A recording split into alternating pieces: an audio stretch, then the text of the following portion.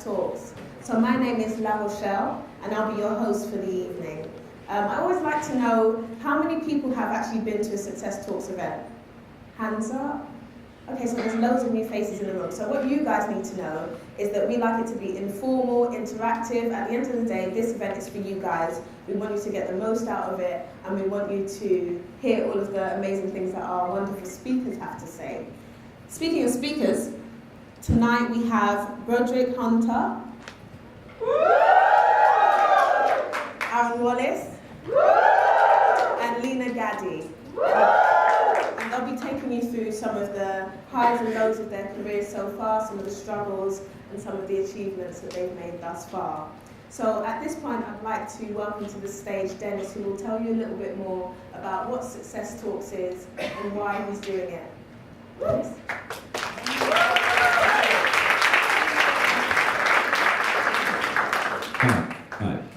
So I'll keep this as short and as brief as possible.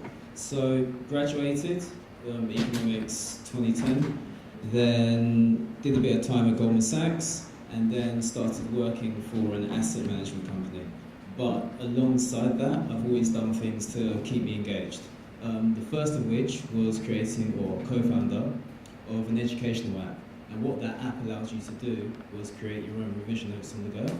After the first year, we had 1 million downloads. Then I left that to start up a networking organisation. And the purpose behind that was to basically get young professionals, entrepreneurs, and connecting on a quarterly basis.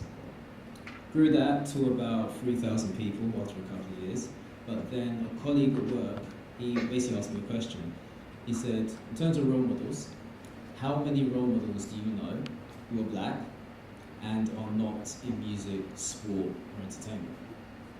I came up with 3 people after like 10 minutes, and I thought, I'm not stupid, so wouldn't it be interesting if I could go out, find as many successful and interesting people, interview them to figure out how they got to where they are, hence the name Success Talks. So I did that, created a mobile phone app, but when you're used to getting like 1 million downloads, if you don't really match that, it doesn't really cut the mustard. So I decided to pivot into events. And the first event that I did was done in collaboration with PwC, Credit Suisse, Linklaters, and Teach First. And we taught 15 to 21-year-olds how to get into these organizations. Then the next year, I did one in digital media. And we partnered up with YouTube and a few YouTube bloggers as well, and taught people how to get into the industry. I then moved on to weekly events in the private members club, again, continuing that theme. But then I realized that I'm kind of narrowing my focus by simply focusing on finance and all that kind of stuff. So I moved into fashion. And so basically I sent an email to Francis Corner here and said, look, wouldn't it be interesting to kind of widen the diversity pool here and bring more people of colour to kind of share their stories, to kind of get that word out, but not just focus on giving it to black people only, but because the knowledge is there for everybody, it would be useful to just kind of get it out there. She said yes, and then that kind of led me to the partnership with LCF, where we've had quarterly events for the past year and a bit. My vision for this, though, is to kind of make it international. So for me to take it international, I need to bring people from abroad over to here. I did a conference earlier in the year where I had some senior execs from JP Morgan, EY, all fly across from America, as well as some senior people from companies over here, talk to a room of 150 young professionals about how to get ahead in your career. And I'm probably going to do another one next year in terms of fashion. But what I wanted to do was kind of test the waters with this young man. Well, he's not here right now, he's in the back right now. And he's going to kind of give a bit more insight into the industry to see how we go. What we're going to do is continue these kind of talks. We're going to continue growing conferences and really take it on from there. So that's us in a very brief nutshell. I'm now going to hand you back over to Rochelle, who will take over proceedings. And thank you very much.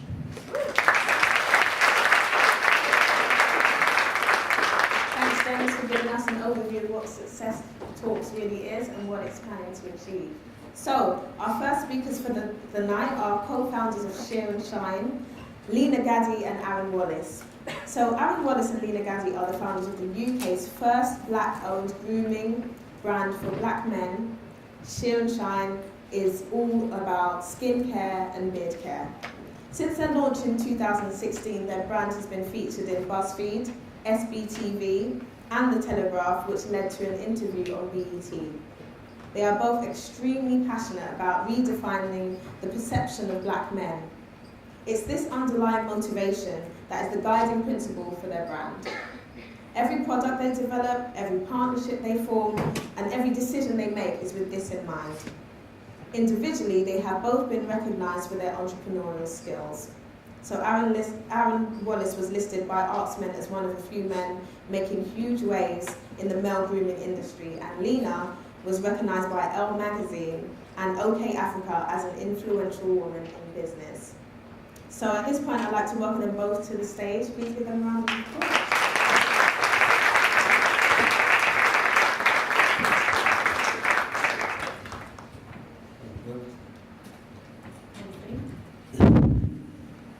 Okay, so question one. What made you start Sheer and Shine?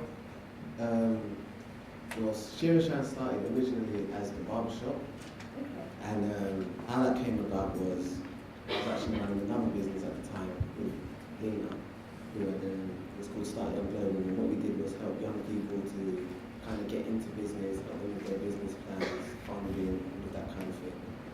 And from running that business for a year or so, I found that I was moving in different circles, a lot more professional circles, and I felt that when I went to my local barbershops, you start to notice things.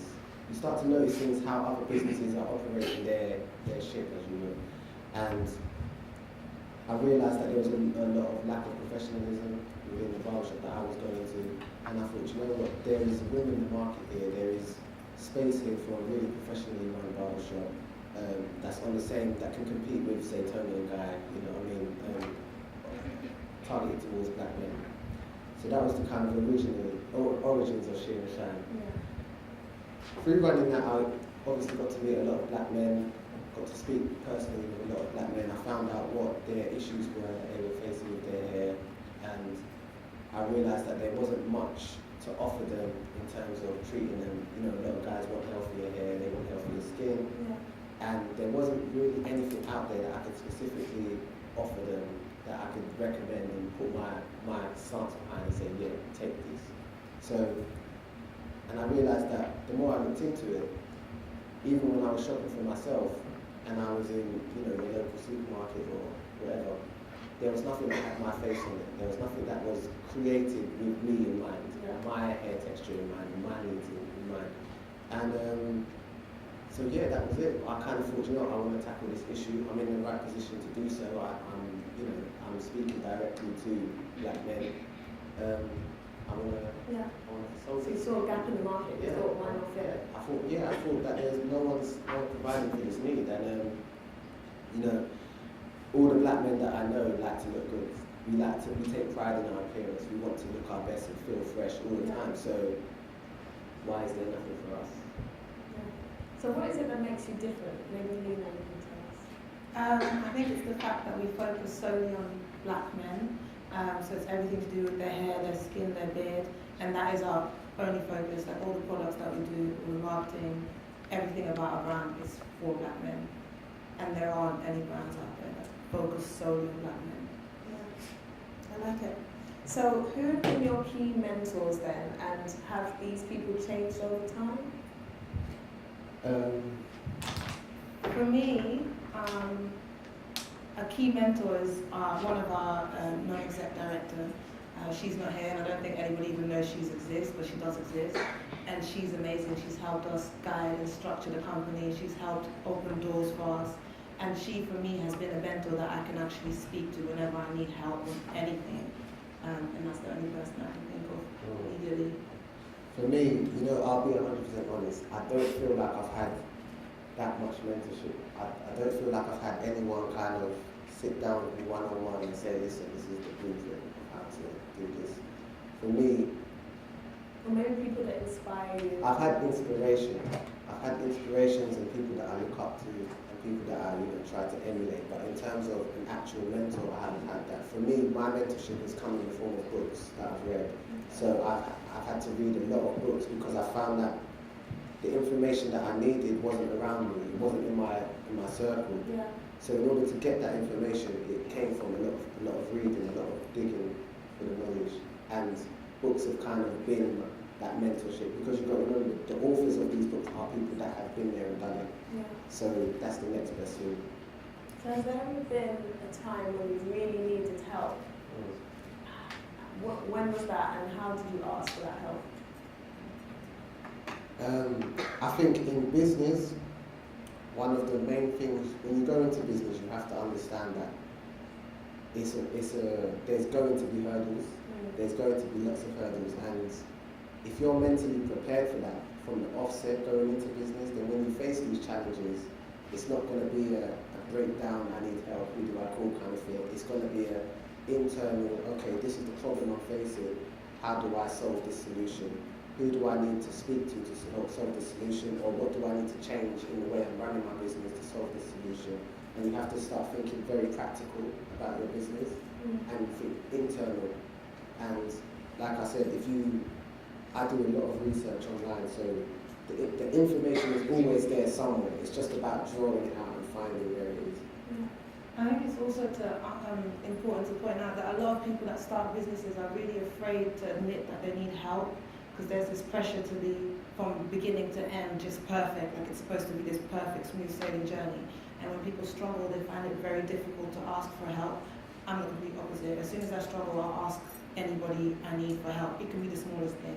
Even, one of the most recent things I asked my one of the non-exec director that we had. We were having a meeting, and there was a lot of terminology in the contract that I didn't understand. Yeah. And she has, I think, 30 years of experience behind her. And it's very easy to feel intimidated by her level of experience and feel like I should know this. I feel dumb to ask this question. But that's exactly what she's there for. I literally just said to her, look, I don't understand this word, and I don't understand this sentence, and I don't know what this means or what kind of implications it's going to have on our business. We're not afraid to ask for help when we need help, because we understand that we've been in this journey for 3 years, in the Shira Shine journey specifically, and we're going through stages that we've never been to before. So how can we be expected to understand everything? Yeah. I think social media doesn't help sometimes. No, it doesn't. You see people and we think that they're like overnight successes, but we don't see the groundwork. Yeah, and the groundwork is, the groundwork goes in.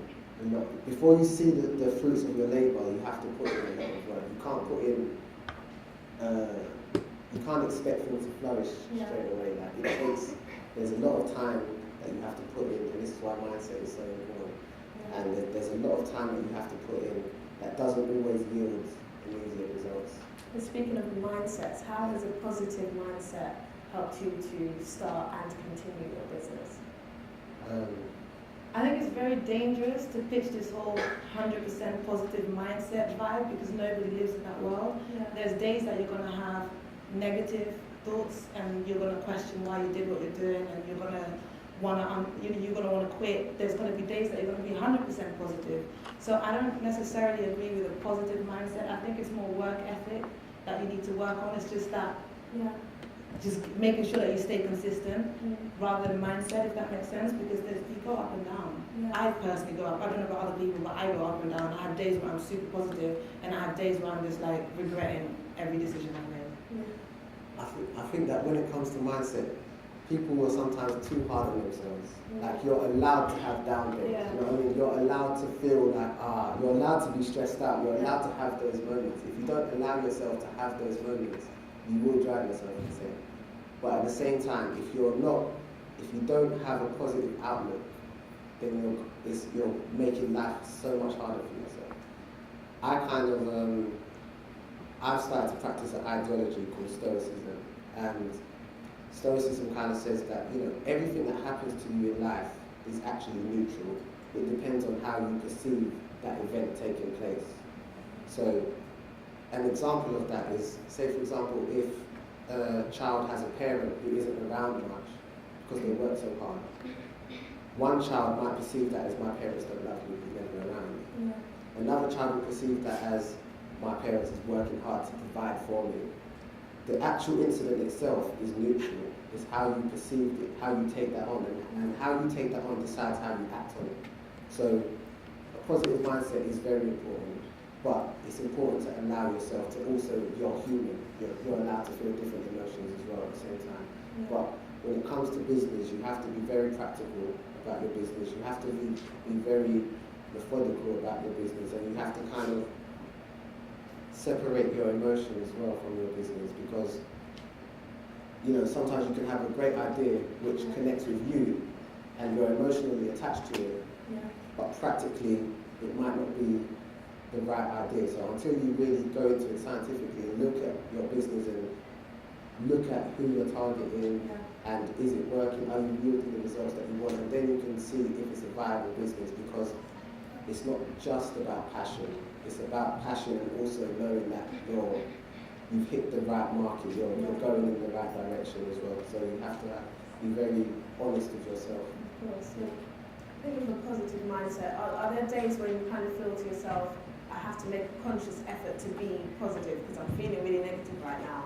So I have to make a conscious effort to say, okay, things are going to be great. Not really like lying to yourself, but just trying to kind of will yourself to be positive. Am I the only one, or anyone else feel that way? A little bit. I feel that way.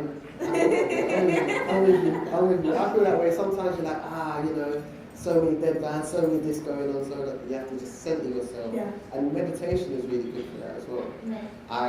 I'm an advocate for meditation because, especially now, the era that we live in now, when we're attached to our phones, Too many I wake up, I check my phone straight away. Do you know what I mean? Before I even got out of bed, I checked my phone. And then after I check my phone, shower, I'm in front of the computer. We spend so much time in front of screens, on social media, then on our phones, to our friends and family, whatever's going on. Then you have relationship issues, business issues, work issues, all of this stuff that's going on.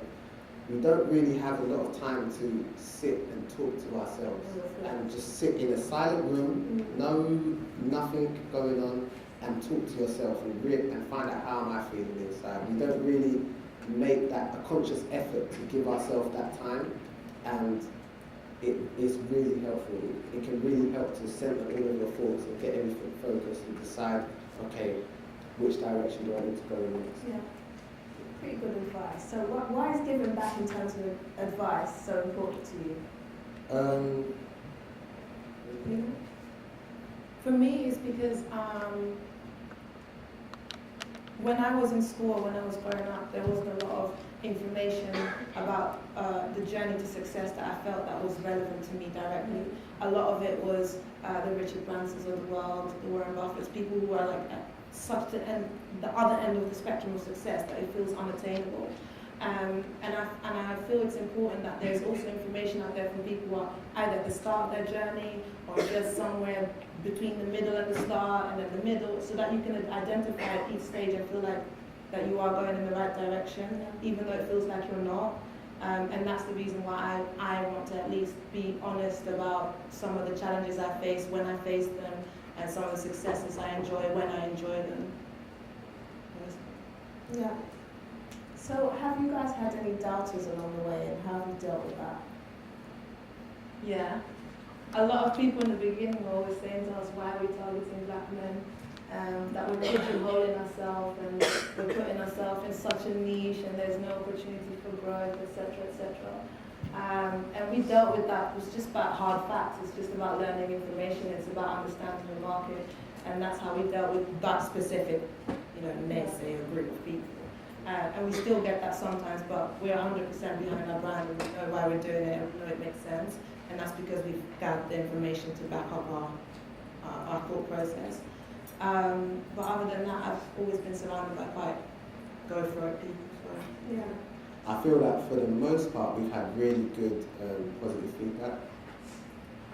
Haven't really had that many naysayers. Not that's to say anything. But even so, I mean, when you have a vision and you've done the research and you know what you're doing, you've targeted your market, you know where you're going, it doesn't matter. You know what I mean? Someone sitting at home or sitting behind a computer or on their phone to their friend that's got whatever they have to say, it doesn't matter. Because you know your audience is there, you know your target is there, and they're already spending their money, and things are already in motion.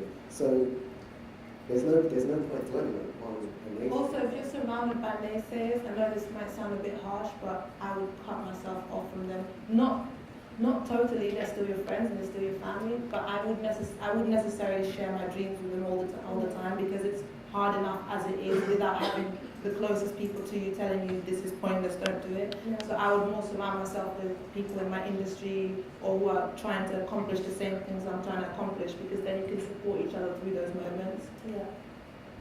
And the question you asked before about passing on the knowledge, Yeah. the reason why I think that's so important is because I feel that looking at myself as an example, myself 5 years ago, there's so much that I didn't know then that I know now. Yeah. But I thought I knew everything then. We always do, don't we? I thought I knew everything then. I thought I understood how everything works. It's like now, going on this journey, all the things that we've experienced, it's like all the things that we've researched and studied, and the place that we're at now is that the knowledge base is so much vaster than it was before, and then you realise, wow, I was doing things wrong then, and if I had continued to be not movable in my opinions then, I would still be going down that road. So it's very important that I share the knowledge that I've obtained with other people and broaden their mindsets and their horizons, because sometimes if you grow up in a certain demographic and everyone has the same kind of thinking, Yeah. you're limited by those beliefs. You think that that's it, and you might think that certain things are unattainable to you, but they're not. They're attainable if you understand how certain things work and how things work together. And It's a journey, isn't it? It's- at the end of the day? it So, how have your goals changed maybe from day one till now? Do you know what? Mine haven't. Haven't they? Mine have a lot. When I originally went into business, I'm being very honest today, yeah.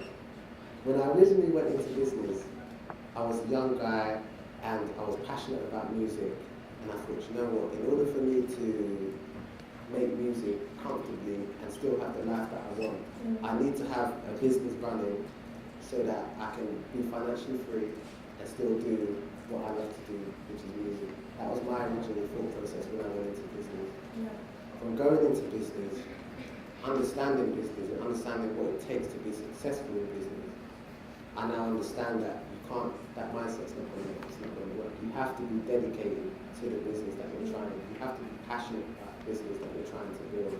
And so now, for me, my goals have kind of changed in that it's not just about being comfortable and being able to have everything paid and live a comfortable life. It's more about achievements. It's more about, okay, I've achieved this.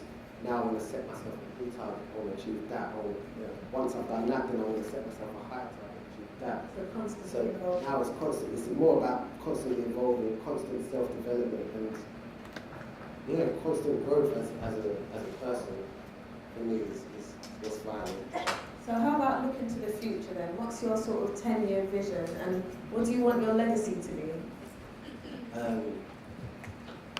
I mean, what I would really like is to help reshape the industry as it stands. The industry right now, we haven't got a lot of control in the grooming, hair, beauty industry, or products that are being sold to us. So that's something that I would like to, help other young black entrepreneurs that want to get into beauty. I want to help to create avenues Yeah. for them to be able to enter the market. That's one of the things I would like to do. For me, for Sheer and Shine, I want to create a global brand that black men can be really proud of, a brand that stands for them and speaks for them in a very proud manner. And I would love to create a legacy brand behind Sheer and Shine, a brand that will outlive me, outlive my children, their children, and so on and so on and so on.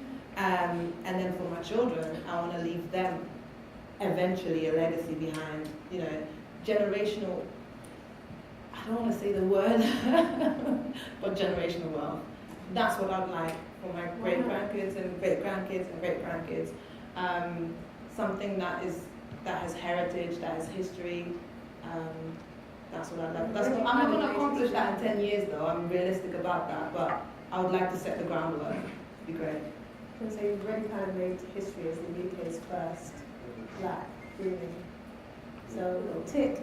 Well, guys, thank you so much for your time. Can we give them a round of applause?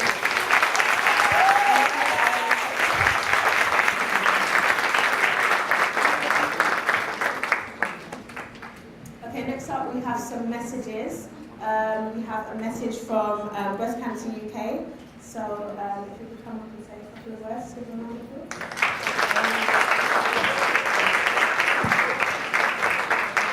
Hi guys, really nice to see a full room here. So you might be wondering, why am I talking about Breast Cancer UK in Fashion Talk? Well, that's because a lot of you guys have to know about breast cancer, and that it is actually, the incidence is actually more than what you'd expect. So I have a little task for you. Out of 100 people, all under the age of 50, how many people do you think will get breast cancer? So let's start with 1 to 50 people. Raise your hand. Oh, cool. 50 to 100 people? Okay, let's go with 1 to 50. Now, 1 to 25. Raise your hand. 1 to 25 people will, out of 100 people, will get breast cancer. Yeah? Is it true? Okay. Actually, it's 20 out of 100 people get breast cancer under the age of 50. And that's why this is an issue. And that's why this is why I'm talking to you today. So Breast Cancer UK is a charity that wants to prevent breast cancer through educating you about the lifestyle choices that you make. Actually, estimates suggest that 25% of all breast cancer cases could be prevented through the lifestyle changes. So, top 5 things that you can take away today is reduce your alcohol intake. That's the first thing. I mean, there are many reasons why you'd reduce your alcohol intake, but if you say, yeah, I'm not going to drink alcohol because, breast cancer, that'll be a new excuse. But it's actually true. Second is to exercise regularly. Third, to eat a healthy diet. I mean, there are so many benefits to that, but one of that is also can reduce your risk of breast cancer. Fourth is to minimize or limit the use of the pill, or HRT. Actually, it's not just breast cancer that it affects. It can also increase your risk of womb cancer or ovarian cancer.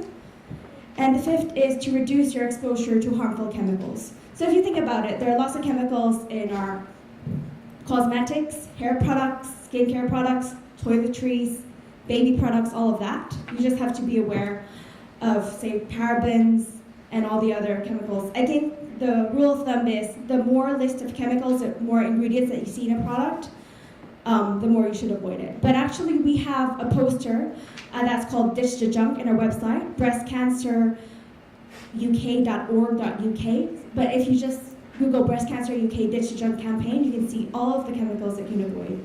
So yeah, that's really the message I want to tell you today. If you can do those top 5 tips, then you'll reduce your risk of getting breast cancer. Thank you.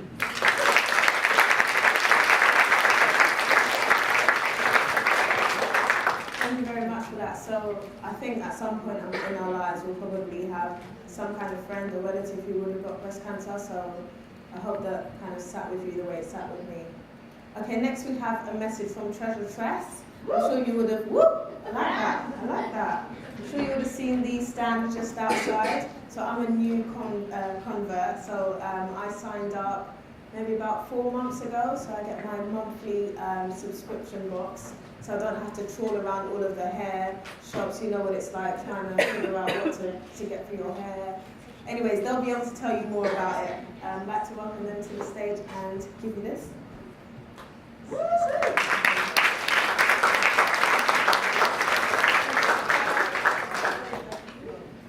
Hello? Oh, perfect. Hi guys. Good introduction. I feel like there's not much more for me to say other than yes, we are Treasure Tress. We are the UK's only hair care box for natural hair, for naturalistas. We are a product discovery box. We send out boxes monthly with full-size products. We've provided nice little goodie bags for you today as well, so just so you get a little taster of what we do on a monthly basis. So we work with all different types of brands, which you'll see from here. I'm going to try and remember to talk and click, so bear with me. We do blogger boxes, so we work with a couple of bloggers. Lots of different products and companies as well. So this is Mael. We've done a few launches for them in the past. So you sign up monthly. It's like I said, it's a subscription box. Every month we'll send you products, full-size products, 4 to 5. £20 a month as well, so it's really reasonable. And what's great about that is typically if you went to like PAX or your local beauty supply, you're paying like £7-8 for a product, and you're getting 5 in here, 4 in here for £20. So it's an absolutely no-brainer. And you can never have enough products. We'll always try and send you something exclusive, something new, something exciting, something that you haven't seen or heard of before. We're really good for that. We always try and find the new exclusives. So yeah, this is a bit about us. These are who you will find in your goodie bags today. So we've got Palmer's, so we always try and do a full wash day. So you've got a shampoo and a conditioner, and then you have an oil and then a styling gel. So yeah, we hope you enjoy. Anything else that you guys have any questions for us, you can find either me or Christelle over there with the big afro. And we'll be outside afterwards as well for any questions. All right?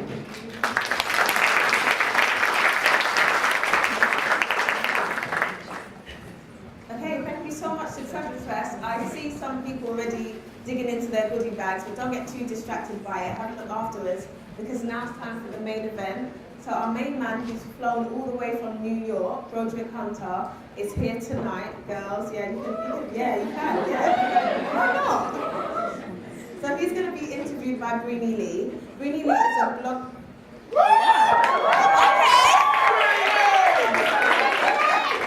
So I don't really need to tell you that she's a blogger, a vlogger, and a social media personality from the UK with a combined social media following of 150,000 plus and growing daily with over 2+ million views on YouTube. So Breeny will be interviewing Broderick, and I'd like to welcome them to the stage right now.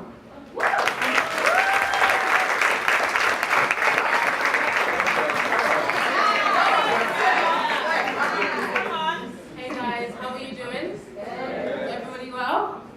My name is Breeny Lee, and I am a digital influencer. I've been blogging probably since 2010. I started whilst I was at university, and it's so funny because this is actually my old university. I used to sit in the lecture hall, and I'm sorry LCF, but I used to be like, why am I here?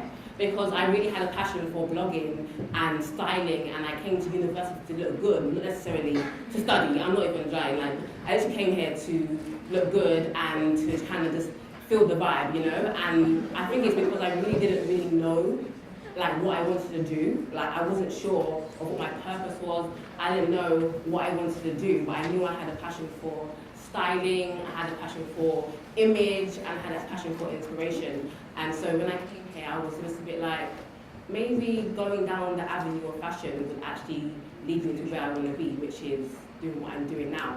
But I didn't know the steps that it took, and I kind of just been going with the flow. I've been walking by faith, and I've just been like, okay, next step, I take every day as it comes, and it has actually brought me to where I am today, which is a digital influencer. I make videos on YouTube, I take pictures, but I know a lot of you may feel like, oh, bloggers, they just take pictures, their life is all rosy, it's all glamorous, but there is a hard side to putting yourself out there and just being really exposed, and it is a difficult job, but I'm enjoying it. And if someone could have asked me, where would you see yourself in 5 years ago, it would have been doing what I'm doing right now, because I felt like I've always been a creative person, but I've never known what that job was. And back then, when I was at university, I didn't know that there was a job such as blogging, which is what I'm doing now. And it's been a really, really, really exciting journey. And I want to talk to you guys about Broderick Hunter a little bit, how I discovered him. So I was watching YouTube one day, and Sierra came out with a new video called Sorry, and I was just like, who is this chocolate brother in the video? Because at the time, there wasn't that many lead roles, dark skin, unless you was like Tyrese or Tyson Beckford. And I was like, who is this? So I went on Google, someone put his name in the comments. So I went on Google, Googled him, found his Instagram, followed him, saved all of his pictures from his Instagram, screenshotted everything. And then I posted his photo on Instagram. And I was like, oh my God, you know how you do, right? And he commented, he said, thank you, whatever, and he started following me, and then we've been following each other ever since. So, without further ado, I want to introduce the man of the hour, Roderick Hunter.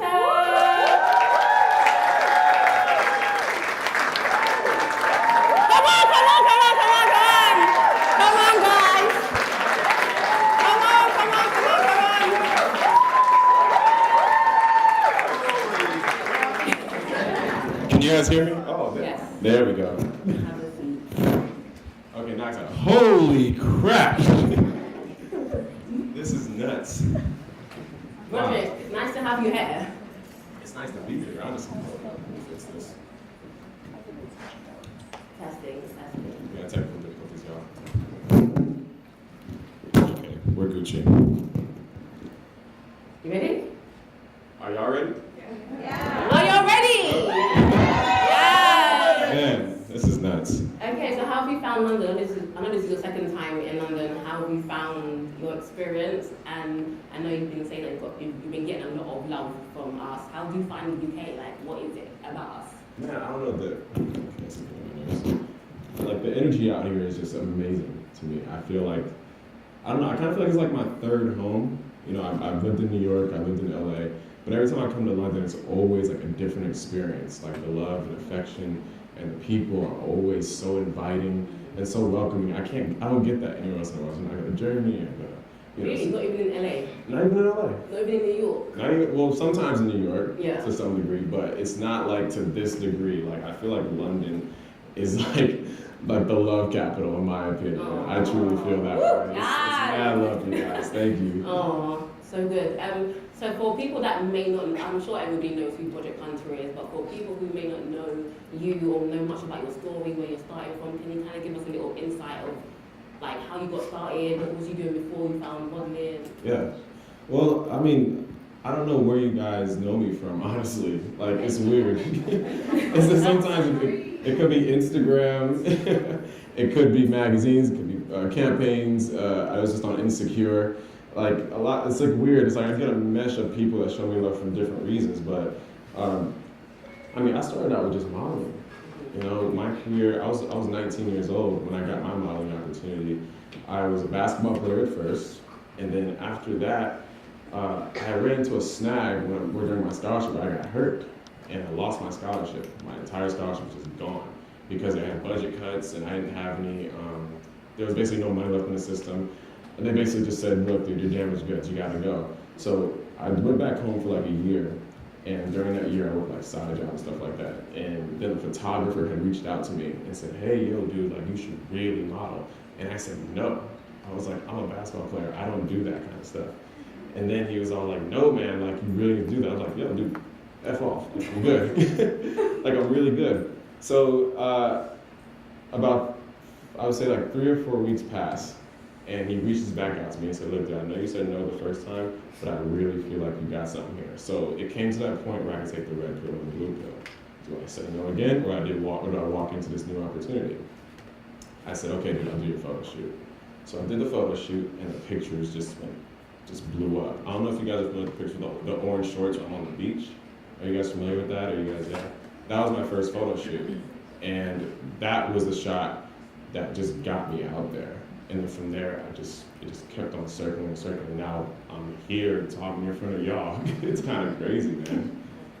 Wow, amazing. So what was your apprehension about getting into modeling? Why was you like, why was you so apprehensive about it? I was so scared of starting something new that I was about to really handicap myself from every opportunity. So, as I said, it comes down to saying the blue pill or the red pill. I could easily said no and continued on my basketball career. Who knows where that would have gone? Or could have said yes and obviously ended up right here. I was so scared of what my parents would think. I was scared of what my friends would think. I was scared that, like, what if what if I wasn't gonna be good enough? What if I was wasting somebody's time? You know, I didn't have any money back then.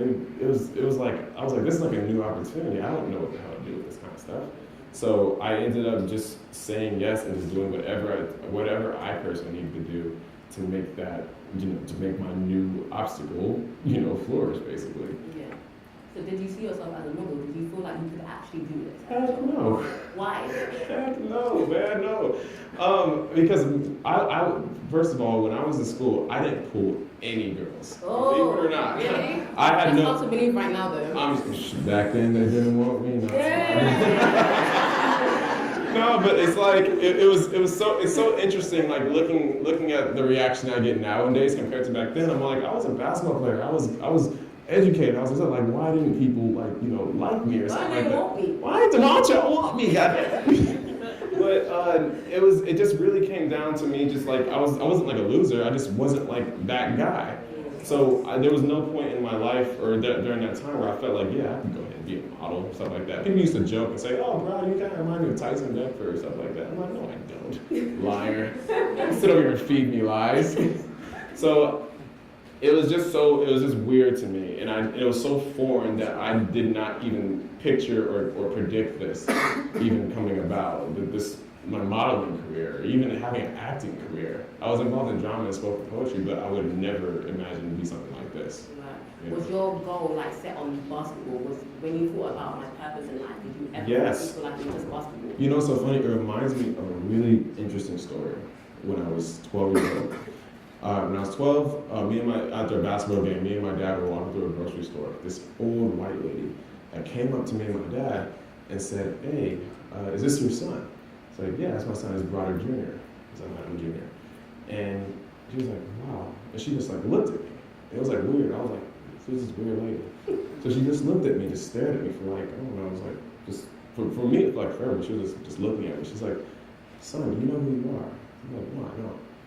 She's like, something tells me that you're going to address thousands upon thousands of people one day, and you're going to be a major impact to the world. But in my mind back then, I was like, I'm gonna be a basketball player. Right, yeah. I'm gonna make it to the NBA. Yes, I told you, Dad. Yeah, so like back then, that was what she had told me. And then now I'm seeing all this stuff happen. It's happening in a different way. It wasn't through basketball. It was through this new journey. You know, it was kind of odd. So, no, I could have never. It's weird. I'm kind of shook thinking about it now, honestly, because thinking about like something like predictions and stuff like that, it's kind of odd, man. It's weird, crazy. In church, we call that prophecy. So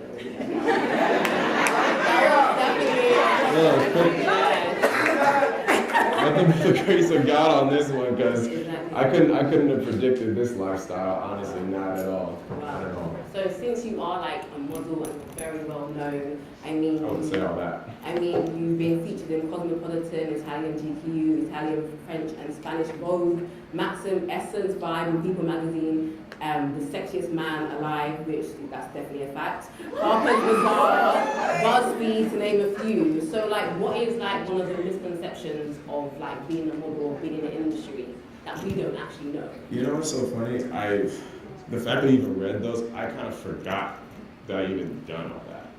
Because it's never been about me.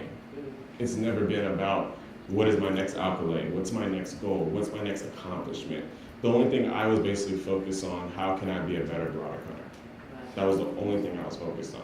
So that was like a product of everything else that happened. So then the BuzzFeed stuff started happening, like hottest guy to follow. It was because I was being an organic Broderick Hunter. Vogue magazine wanted to do a spread on me. That was because I was being an organic Broderick Hunter. I was just being the best person I possibly could. But the misconceptions that come with that is people think that that they see the magazines, they see the campaigns, they see the attention, they think it's like all glitz and glamour. There is so much work and exhaustion that comes with this lifestyle. Like even last night, I only got like 2 hours of sleep because of the fact that I was still trying to curate other opportunities and stuff like that. It doesn't get easier the higher you get. My philosophy is, you know, the wider your foundation and the higher you go, the stronger you have to keep that foundation. That foundation comes from friends, family, you know, everything that keeps you whole and organic, the important things, not the accolades. So if I lose touch with all that, then my platform is gonna fall. And the more things I do, the harder it is to stay in touch with everything that's solely important to me, which is my friends and my family, and making sure everything else, all the little things around me that are good, to help me continue to grow. And that's the misconception. Like you lose touch with so many things. I lost so many friends. So many friends. Was that when you were starting out, or like? Man, when I started out, now, like, I've lost more friends in the past 3 months. Wow. Since before. What have you been doing? You've been being the bad friend? Maybe. Yeah, I might have been a few things. No, actually, I feel like it's just all a part of growth. You can't take everybody with you to the top. You can't. You're gonna lose more than you gain. Unfortunately, that's the honest truth, because people aren't going to be able to identify with you the more and more you do certain things. Why do you think that is? Why do you feel like a lot of famous people, celebrities are really misunderstood? Why do you think there's like a disconnect? Well, if you think about it, we change every day.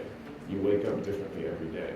It's just a constant flow of constantly changing. At least that's what I feel. I'm not the same person I was last year. I'm not the same person I was a month ago. I'm constantly evolving, and when you're constantly evolving, things are gonna happen. Things are gonna trickle down. The more and more you go forward in life, you can't take everybody with you. You know, that was the hardest lesson I had to learn, because I like to hold on to everything. I am a professional hoarder. I hoard. I tried to hoard my friends. I tried to hoard my relationships.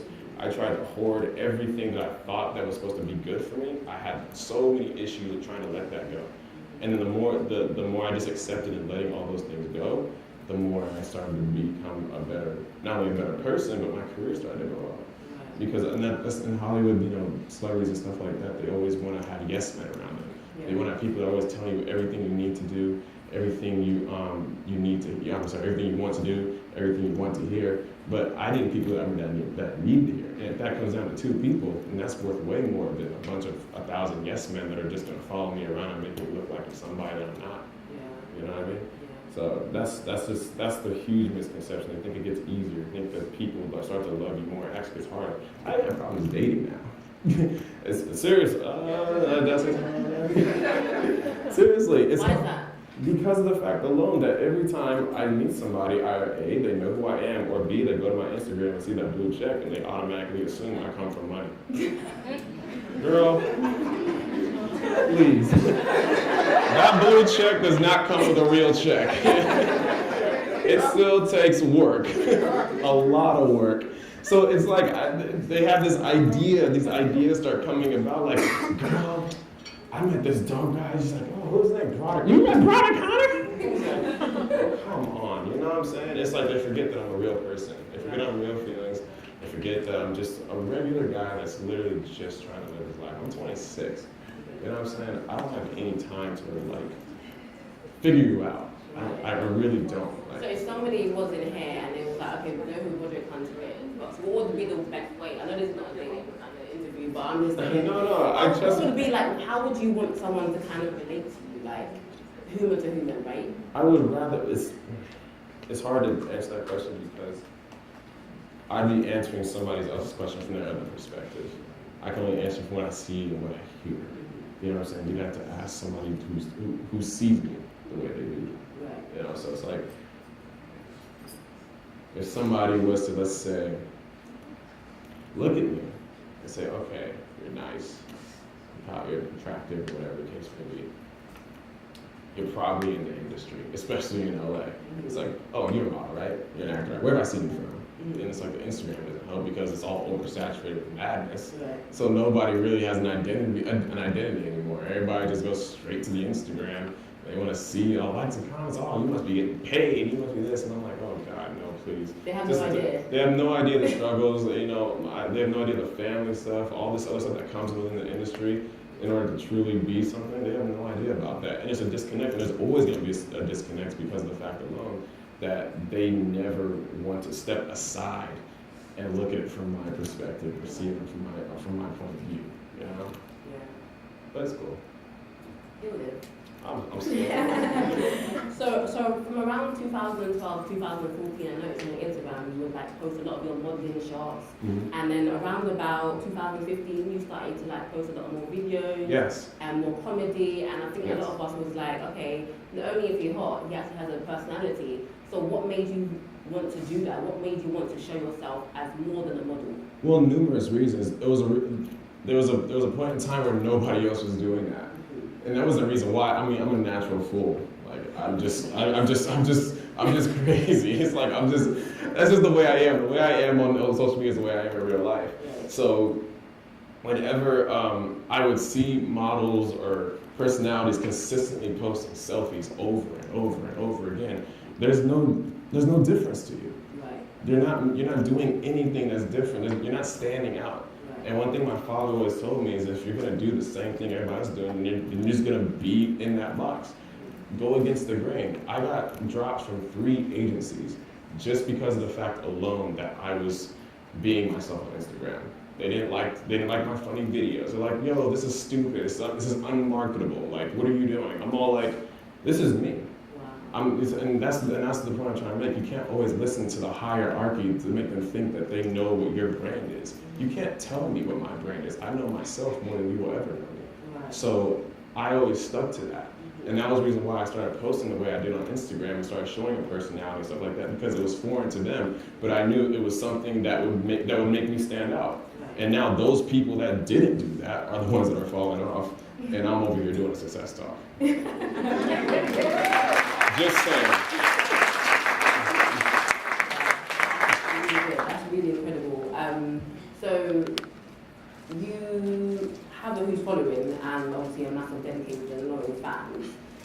How would someone that doesn't have the followers that you have kind of stand out and kind of, if anyone that wants to be like a model, how would they go about it? Because I feel like now on social media, if you haven't got the numbers, You don't have followers. it's like, who are you, you know? It sucks. Yeah. It is a sucky time right now to even tell the truth about that, because there's so many beautiful people here. I'm looking at the audience. There's probably so many beautiful people in here that have probably gotten denied from agencies just because of the fact that you don't have a following. Raise your hand if that's happened to you. That's pretty. No, it's, honestly, if there's people are in here for numerous reasons, but that's a real problem these days. Because nowadays, it's not about the photo shoots anymore. It's not about the marketability. I mean, so it is about the marketability, but it's on the marketability on a different scale. Now it's all about who do you know, who are you associated with. You got people that are getting signed contracts because they're associated with Kylie Jenner or somebody famous. That doesn't make you marketable. So it's extremely hard to kind of get these agencies, but the way you do that is honestly, you just have to stick to the old ways of branding yourself. And knowing how to do that just basically comes from you having an objective. So like say, okay, what is my market? How am I gonna get that market? If you wanna be a runway model, study how to do runway, have the dopest walk, have the dopest present, and go from there. But if you play the game of like social media and trying to gain followers and stuff like that, you're gonna have the same thing that happened to me. You're just gonna literally fall right back into the pocket of everybody else. And you're just gonna be in that, and then when they fall off, you fall off. If you don't go against the grain, and you don't stick to your guns and know what's truly gonna work long term, that's what's gonna separate you. But you're not gonna do that if you continue to play the game. So models are getting this conception that you have to get the followers and stuff like that. No, you do not have to. If you have dope photo shoots and you market yourself properly and you invest in your career and yourself accordingly, I promise you, you'll have a much longer career than playing the game of all these other people who are doing the exact same thing, taking selfies in the bathroom and posting with tea. That is not gonna happen. That's gonna be a quick check and it's gonna go quicker. Trust me. I can guarantee you that you can take that to the bank with you. Don't conform and don't stick to like what everyone else is doing. Focus on yourself. Do what I did.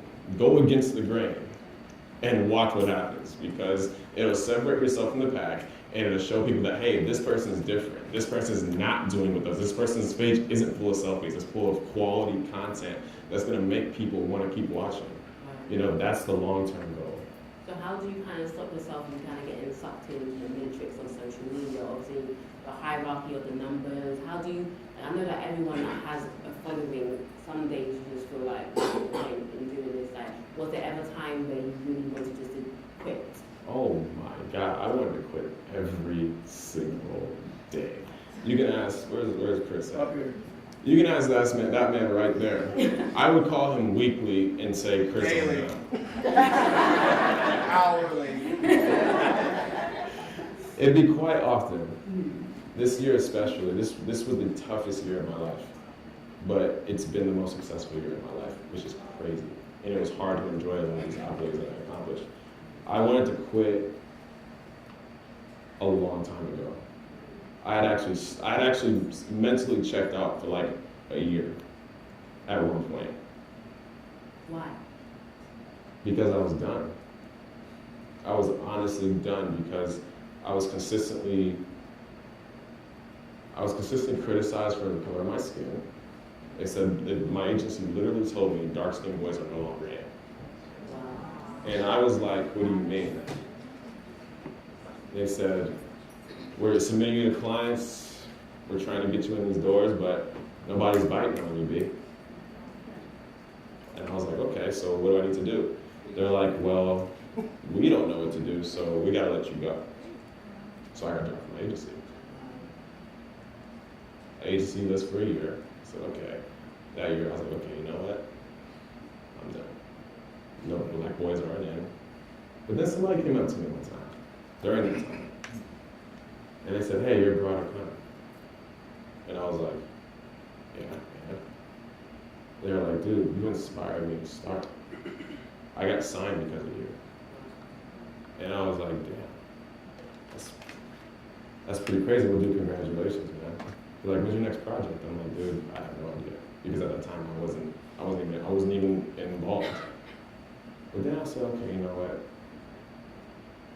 If this person's gonna be so inspired by me in my downtime, I can pick myself back up. So I got myself back up, got a new agency, and obviously now I'm here. But I told myself after that time, I would never, ever fully check out again. I might mentally kind of like get down, but I would never put down the ball and say, I'm done, never again. But I go through those phases so often where I just want to stop, but I always think about these times where these people come up to me and say, yo, B, like, your work has really inspired me to do this. I had a story one time with somebody, just like 2 weeks ago. Somebody came up to me and said their friend didn't commit suicide because they followed me on Instagram. Wow. I was like, I could never stop. Wow. It was like, it almost brought me to tears because he said, yo, he was struggling with depression, he was struggling with the color of his skin, he wasn't getting opportunities, he felt like being black was a burden. And that's one reason why I started broadcasting Black Boy Joy on my Instagram. Because because us as African Americans, we go through so much shit all the fucking time. And we never seem to quite get a break. Even though things are good right now, like TV and film wise, but we never seem to kind of always get over that hump. I always try to broadcast Black Boy Joy and Black Girl Joy because when we get that inner joy with ourselves, man, we get unstoppable, man. And I always try to uplift my people because it's no longer about me anymore. It's after that I was like, this is no longer about me. This is about everybody else. This is about people that are coming from all over the world, all over the globe to try to come and bring something else to the table. Something not even just modeling, just anything in life. It's so much more important to me. So I stopped even worrying about like the accolades and accomplishments because that shit means nothing to me now. I'm here for the people, man. I don't even care about that kind of stuff no more. You know?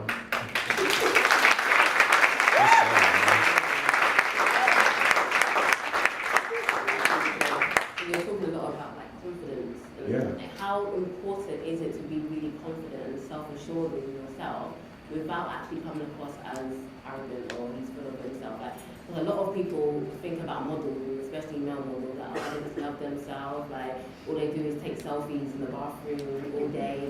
That's how out around. Right, Listen, people are always going to have something to say about you. No matter what you do. You can literally post a picture of you smiling and somebody will find some way to hate you for it. Someone will find some way to for you to like feel some type of down about yourself or make you feel like you're doing something wrong just because of the fact alone that you're just doing you. I had to cut that out of my mind. I was like, look, I'm happy. I'm loving what I'm doing when I do. Whatever, however you receive this post or however you take this is how you take it. But I'm gonna do me regardless. I don't think that you have to just remove that ego. I tell people all the time, you can't worry about how something or someone else is gonna be affected by it. You just have to, if it's positive, it comes from a positive place, so it's cool. But even if you come from the most positive place, just literally just being inspirational, somebody's gonna find some way to be like, nope, that's wrong and here's why. I'm like, sis, please, sit down. I be going in on my Instagram. Sometimes, even on my Twitter. How many of you guys follow me on Twitter? You guys see my little banters and shit. Like, I be like going down, I'm like, don't try to at me with no fuck shit. Don't do it because it will get crazy. But no, I just don't think that you should have to worry about what other people are thinking of you. So if you have a confidence in yourself and you know that it's genuine and it makes you happy, go for it. Because people are gonna hate on you regardless. That's just the beauty of the beast, honestly. So then how do you deal with negativity? Like, say you're having a bad day already and you read a comment and it's just like how do you brush it off or do you take it to heart? Like, how do you? I've gotten so many bad comments across But my what page. bad things could people possibly say about you? What did they say? Oh man, dude, your skin tone is ugly, your eyes are too squinty, the DMs I get, man, your hair sucks, your haircut sucks, don't ever diss my haircut. Don't ever diss my haircuts. I'm a good barber. Know it. You cut your own hair as well, right? Yes, I have a tutorial. On YouTube? On YouTube. We do dope things, but no, it's, I don't think, when it comes down to negative comments, the way I just deal with them is because these people, if you go to their page, they're probably coming from a negative space already. I look at, sometimes people like tweet me like weird stuff or whatever. I go to their page, I'm like, oh, you're tweeting everybody weird stuff. I ain't special. It's all good, you're already miserable. All right, go ahead, sis. Why is it always it? Why can't it be bro? Because it's funny. Sis is funnier than bro. Whenever black girls always call, yeah, okay, sis. That is the funniest thing ever to me. I just doing it randomly to like everybody I see. I'm like, I go to a restaurant or something, it's like, oh, yours $9.95. I'm like, all right, thanks, sis. It's just cool as hell. But no, when it comes down to that kind of stuff, in one ear and out the other, just do you and don't worry about anything else. That's the beauty. That's honestly what's been my curtain point to my success. I was a point in time where I only cared about what people thought. And the less I did, the more and more successful I became. I was so caught up for, like, I say between, let's say I started in 2010. From 2010 to 2014, I was solely like, what if this person or that person doesn't like this, what they say? That was all I was thinking about. But as soon as I stopped thinking about that kind of stuff, man, it was like a rocket ship. And my career just took off because I no longer care. That's the key. Major key. Right, so the actual modeling industry, I know it goes like a lot of castings and stuff and you're constantly being rejected. Oh yes. I don't think like a lot of people understand the rejection of like, no, you're not too this, you're not this enough, you're not tall enough, you're not slim enough. Like, how do you actually like get over that and go to the next casting and the next casting and the next casting without being like discouraged, you know? How many of you guys watched Insecure HBO this year? Woo! How many of you guys saw me on it? Yeah. How many of you know I did not book a single show or movie for 2.5 years till I got that role? 2.5 years of consistent auditions. And I'll give you one even better. One role I actually got, a $250,000 contract, gone. I got the role, I shot the role, and they released my character without telling me. $250,000, gone, on a hit TV show. Killed my spirit. Then Insecure happened. So people only look at the glitz and glamour of success. They look at the high points. They look at my stuff, they look at my magazines, they say, oh my God, he's always doing something. But I can almost guarantee you, I can pinpoint about 10 to 20 to 30, maybe 50 no's that I got before every single last one of those accolades. And still to this day, I continue to deal with the rejection.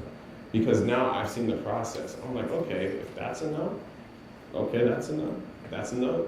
The more no's I get, I'm like, oh, I'm about to get one big ass yes. Oh, I'm just waiting for it. I'm just waiting for it. So the rejection process, I would say keep going through the rejection process. If you are getting rejected, but you're getting better while you're getting rejected, you're doing the exact right thing. Do not ever let rejection tell you otherwise. Because I guarantee you, if I would have stopped after I got that TV role, Insecure wouldn't have happened. So why not? So why stop? Why not just keep going through the rejection? It's a part of the game. What do you do when you get rejected? I keep going.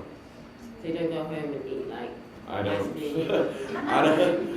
really, I've gotten so numb to the rejection now that I don't even care. I've been doing this for like 6 years. Right. You know what I'm saying? It's part of the job. Oh my God, it's become part of my lifestyle. I look forward to the no. I'm like, all right, come on, give me the rejection. Come on, give it to me. I'm not saying I'm going in knowing I'm getting rejected, but I'm not gonna be surprised because the industry is so competitive and it's so vast that you can't expect to get everything. What's for you will always be for you. There's certain opportunities that I'm happy that I didn't get because I see that if I would have got that, this wouldn't have happened. So whenever I see that little thing that I was like, God, that would have been so dope. I'm like, nope, maybe it wouldn't have. Because this thing around the corner happened and it ricocheted into something else that's much better. I can give you many examples on that. Like, even I'll give you a prime example right now. Early in my career, I did I mean, you guys saw my GQ Miami Vice spread like 2012. I was in a Miami Vice. I was like shooting a gun out of a Ferrari. It was like really dope. My GQ spread. Before that, I was supposed to do a Cosmopolitan spread that was similar to that same field. They casted me for it, but they released me for it. And then the spread came out, and it was trash. It was bad. It got backlash. It was like, this is one of the most horrible spreads. I'm like, damn, I would have been part of that. Oh, you wasn't part of it? I wasn't a part of it. Yeah, I got casted for the spread, and then they didn't say, oh, no, we chose another guy. I'm like, dang, and it crushed me. But then like 6 months later, I got the GQ spread, and that blew up my career. Right. So I'm like, yeah, it's like, you can't focus on that kind of stuff. You can't focus on the no's. I just look forward to that one yes, because that one yes is gonna cancel out all of those no's. Right. That's the way I always see things now. So when one door closes, another one opens. Always. And so Always. one that did open for you was the Insecure door. Oh my God. Like, how did that come about, and how did you do it? Man, I wish Issa Rae was here because that was like a real pivotal point. As I said, I was getting no's through my acting process for 2.5 years. I was not getting casted. I was getting callbacks, I was getting screen tests, I was getting everything, but I was not getting casted. And it became hard for me to even call myself an actor because I knew I was good at it. I knew I had the chops, but nobody was casting me. So when Issa Rae hit me up about it, I had already auditioned for 3 other Insecure roles. I had auditioned for the role she was dating around and everything, and then I auditioned for another role. I think that was one of Molly's old flings or something like that. And I didn't get neither one of them. But she was following me on Instagram. I'm like, girl, you follow me. Just give me the role. Just give me like, why are you following me? Stop liking my pictures. Don't like my pictures if you ain't gonna cast me. Anyway, she ended up reaching out to me personally and said, hey, B, I got this really dope role. And then my mom was like, it's about time. Give the people what they want. But so she sent it to me, I got the script, and I like, dang, this is really dope. So I flew back into New York that next day, screen tested for it, went to our casting directors, went through this process, and it was like quick, easy, like, okay, cool, do it like this, do it like that. And great, and then we shot it. And then the episode came out, and even though I was on TV for like maybe like a minute or two, that ended up ricocheting into so much other stuff that's happening right now. I've got 2 movies coming out and a show. Freaking crazy. But if I would have, it's crazy, but if I would have got that other role that didn't work out, this might not have happened. You know? Do you guys get what I'm saying? You know, so don't be so discouraged by all this stuff that might happen, that might not happen in your favor. It's not supposed to happen in your favor. If it's not happening in your favor, you're doing everything right, because you can't predict the future. I guarantee you right now, if you go home and you draw an outline, I'm gonna be here in 3 months, and then here in 4 months, and then after that I'm gonna do something that, I can guarantee you that whole entire schedule will fall completely apart. And if it is falling completely apart, because that means you're doing it right, because you're not supposed to predict your success story. Let everything else just pan itself out naturally. It's much better that way. Everything happens for a reason. Everything happens for a reason. Do you feel like modeling I feel like a lot of models have that natural transition or some models are lucky enough to have a transition from modeling to acting. Is that something that you always wanted to do? I was always interested in it, but the misconception that models feel like when it comes to acting, they think that they can just walk in the door and just read a script and pull a Leonardo DiCaprio performance. Yeah. No, it takes a lot of practice and a lot of preparation. I was in class so much I got exhausted just to learn the craft of acting. So models always think like, oh yeah, I look good, I can do this, just hand me the script. Oh my God, here's a real story of how it all really started.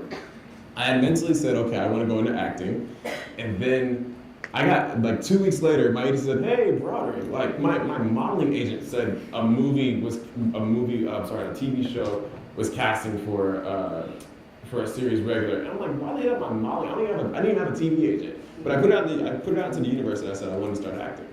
So that happened. And I was like, this is gonna be cake. I got the script. I literally couldn't even get past like the first line convincing me. I literally, my self-tape was so bad that the camera died and I couldn't even get past the first damn page. And it was like 3 pages. I was like, what the hell? And they were like, you need to get in acting class. I was all like, no, I'm good, let's do it. I'm like, the camera's dead. we're not waiting for you no more, B. Get to acting class. So then that was like, okay, this isn't gonna be as easy as I thought it was. And that's the misconception about a lot of things. People think getting into modeling or getting into acting, getting into music, art, whatever, is so easy because all they see is the glitz and glamour. All I need is a photo shoot, or all I need is a TV role, or all I need is this. No, all you need to do is practice. That's what you really need to do, is practice and put your craft in it, and then let everything else happen. But people don't want to do that anymore. So models think that they can just go into that and just, oh yeah, no, it doesn't work like that. It doesn't work like that. So how do you like maintain your values, like your core values and your what you stand by? Like how do you maintain that? Because obviously you talk about Hollywood and stuff and everything knows like the Hollywood story, how you kind of go in pure and you kind of come out a bit tainted and a bit screwed up. Like how do you maintain your core person? You see that bald-headed black man up there? He's one of my best friends. I keep very, very, very important people around me. I keep people of value around me. I don't let people around me that are going to make me, that are going to convince me to do things for the moment. You know, that's what's hard these days. People find a hard time filtering out people that are really there for them because they get so caught up in the fun, the glitz and glamour. It's like, oh yeah, go ahead, dog, spend that check. He'll tell me to invest that check. You know what I'm saying? Somebody else will tell me, oh dude, take it, go do that, it's fine, you'll be fine. He'll tell me, no, dude, that's not a good idea for the long term. I only have like a few close people around me that really can keep me in check. And I feel like that's part of lowering your ego. A lot of people still have their ego that nobody can talk to them. You have friends that you can't say shit to, that just always like, you try to like, yo, I'm trying to help you, but they don't want the help. You can't have that. Well, eventually you're gonna have to, sometimes you gotta fall flat on their ass, which I did. I felt it so many times until I started listening to people and letting them tell me things that I needed to hear, not things that I wanted to hear. That was a key point in my life, and that's been a key point in my success. I just keep very, very close, important people of value. And those people don't recognize value. You gotta be able to recognize value around you. Right. That's important as well. Do you feel like you're living in your purpose? Barely. Why do you say that? I haven't done, man, I still feel like I have so much more to do. Not even career-wise. I feel like this is like the tip of the iceberg. Like, people ask me all the time, like, you know, it seems like you're really living your purpose. I'm 26. I've just begun. I haven't done nearly the things that I'm like trying to actually accomplish in life. And nor do I even know myself that well yet. I'm still trying to find out what it is that makes Broderick Hunter tick. How can Broderick Hunter be better? How can Broderick Hunter, you know, touch more lives? How can, as I said, this isn't even about modeling anymore. It's not about acting anymore. It's about finding myself as a person, so I can continue to spread that life and save more lives. You know what I'm saying? That was crazy, that story that guy said, like, dude, my friend didn't commit suicide. I'm like, dude, you saved a man's life? I wasn't even trying to. All I did was post a funny video. I wasn't thinking about the end result like that. I was literally just being myself. And that's what I plan to do. I just continue to plan to be myself and just convince other people to be themselves. Because we're taught to hate ourselves these days for some odd reason. People hate themselves for some odd reason these days. And I can't figure out why. It's nuts to me. What do you love about yourself? Honestly, I just love the fact that I'm honest. I can be brutally honest these days. For a very long period of my life, I wasn't honest with myself and other people. And it went back full 180 on me. And I saw the other side, I was like, dang, I gotta change that. Self-realization is probably the best thing that could ever happen to somebody. It happened to me. I started to realize a lot of things that I didn't like about myself when I was put flat on my back and didn't know what to do in a situation. And now it's like all I could do was have a self-realization, like, dang, B, like, you gotta change that about yourself. When that happened, everything else changed around me. I was like, okay, you gotta start being more honest. You gotta start being more upfront. You gotta start doing more for others. It's not about you. You know, all these different things, that all came from a self-realization, a self-reflection, and that led to more success for me. So it seems like in our day and age that everybody has a cause, or like they have something to be mad about, or they are activists, or they have a message that they basically want to share with the world. How do you plan on using your platform to kind of, because I know last year you made a tweet about appreciating dark-skinned or black women. Yes. And you got like, you got a lot of support from that, but you also got quite a bit of backlash by people who was kind of saying, "What about us? What about us? What about us?" So how do you plan on furthering and continuing, like you said, the Black Boy Joy? Like, how do you plan on continuing that vein? Well, first and foremost, I'm gonna keep supporting black women. Yeah. That's the first thing. Secondly, I don't give a fuck. People are, as I said, goes back to what I said, people are always going to have an opinion, always going to have some type of hate, always going to feel some type of way about you. You can never change that. All I was literally doing for that tweet, all I asked was, what is up with dudes not loving dark-skinned women? That's all I said. And then I said, you know what? Let me put y'all on game. Maybe I could inform you. Maybe I can change your mind. I just posted some beautiful black women. That's it. But somebody had a problem with it. People had a problem with it. I still get hate messages from that time today. And I'm like, yo, these, all due respect to the light-skinned girls, anytime light-skinned girls are publicized and put on a pedestal, you'll see dark-skinned black girls sitting over here causing noise. So why is it the other way around? So that's what I'm planning to change. I'm planning to change everything that's looked at as one way and change it, flip the script, put it on another. You don't like dark-skinned black boys? Well, I'm gonna make you like me. All right? You can hate me all you want, but it's like I just plan on I'm bringing more light to the gray areas. That's not happening. Nobody's, and no freaking models are doing that. And it's freaking. I think that's what made it so powerful, because you are a model, you have a big platform, you are handsome, so it was nice for you to kind of show some love to us, because we, as black women, I'm sure some of you can relate, like we do feel I like, can relate. yeah, we do feel like that we're kind of like looked down upon, despised, like someone, there's a quote that says that black women are the most hated, is it? Hated, culture appropriated, all that. Think about it. Yeah. What other, no racism, titties, ass, hair. All the things that make a woman beautiful all came from the core of black women, let's be honest here. Like seriously, I've never seen so much cultural appropriation happen since like this year in my life. It's freaking crazy, and it irritates the heck out of me, which is why I do what I do. And what really irritates me is the fact that other guys with these platforms aren't doing it. Why? I don't. Do I look like I don't do? I know what I do. Right. I do it. I do it in a heartbeat. But I don't. But the thing, that's one of the reasons why I do it. I'm trying to spark the flame, yo. Like, yo, hey, y'all gonna jump ship? Are y'all gonna hop on this boat, or are you guys gonna stay on that bullshit you're on? That's what irritates me, and that's what I always ask my peers. I'm like, you guys have these amazing followers, this amazing support, and all these things. I've got 156,000 followers. That is not a lot compared to my friends that have 800, a million, stuff like that. It's not even about my followers. I do what I do with my platform, but I don't have 2 followers. I don't even care. I'll still do what I do with my platform.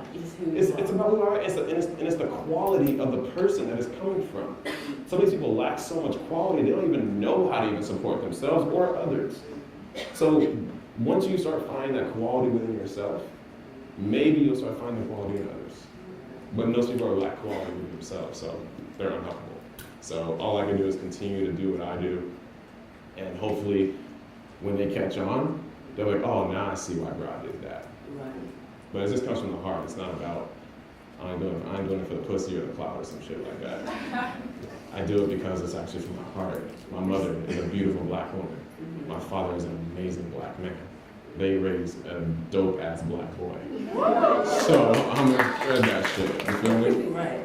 That's all I gotta say on that. That's awesome. Last question is, like, what is one of the biggest mistakes that if you could go back and change, would you change, that you've made that you would change?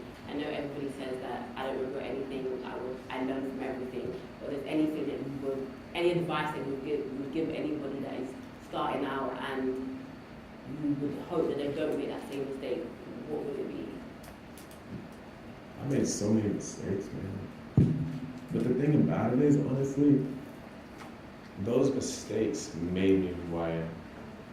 In the beginning of my career, I had reached out to tons of models for advice on how to get started, and not one of them replied. So I had to go through the process of learning things on my own, making mistakes, doing things I wasn't supposed to do, getting caught up in situations I wasn't supposed to get caught up in. But if I didn't go through those mistakes, I wouldn't be the person that I am today. I wouldn't have the success I have today. Those mistakes made me who I am. But the mistakes I did make, I shot with every photographer that offered me a free photo shoot. That's a no-no. Don't ever do that. I would say study good photography. Why is that? Why don't, okay, so a man with a camera, that with a little Kodak camera, Oh. comes to you and asks you for, I'm a photographer.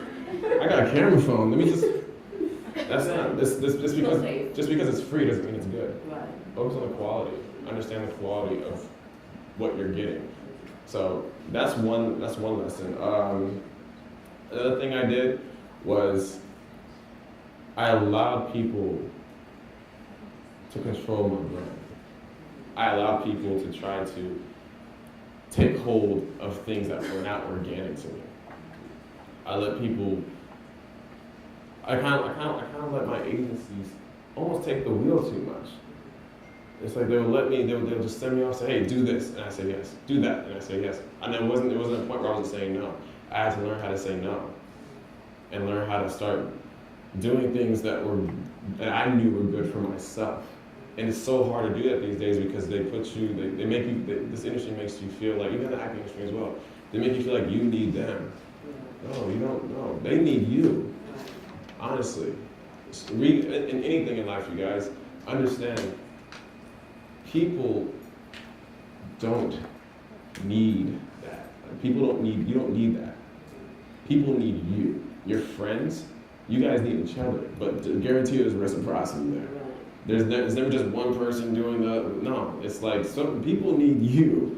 And it's not even like an ego thing, it's just like you have to understand who you are as a person and what the quality that you bring to the table. Your value. Your value is so important and nobody understands their value as much as they do anymore. So these agencies and these photographers are trying to tell you all these little different things that make you feel like you have to listen to them and do everything you need to do. No. You know exactly what you want in life, and you know exactly what you want in your career. If you go after it accordingly to just literally slowing down and not doing everything that everybody tells you to do, you'll be much better. Don't do everything. Don't take every opportunity just because the money looks good or it feels good or it seems like it's gonna be a temporary breakthrough. It's probably not going to be that because of the fact, one, if it's not organic to who you are as a person, it's not going to last long. You're going to end up falling off just like all these other people. And I just focus on longevity long term. Last. You said last. I know, this is last. Okay. So, 3 quick tips on just like what does it mean, how to be successful? 3 quick tips. How to be successful. In order. In order, 3 quick tips on how to be successful. In your opinion. Okay, my eyes. Okay, 3 quick tips on how to be successful. Know yourself. Know your worth.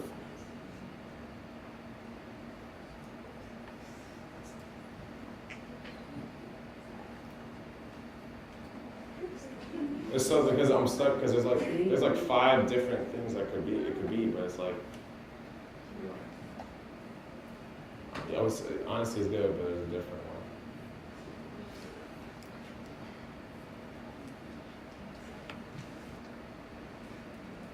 one. I would say be genuine.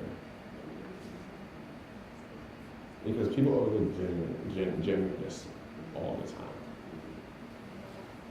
If you notice a lot in Instagram and stuff like that, people lie about who they really are. All the time. And if you broadcast that to the public and they see you in person, that's gonna cut you down so quick because you're not the product that you're selling.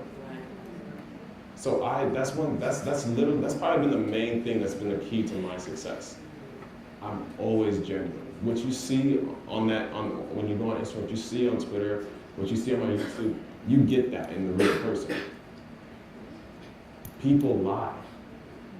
And they're not honest about their stuff.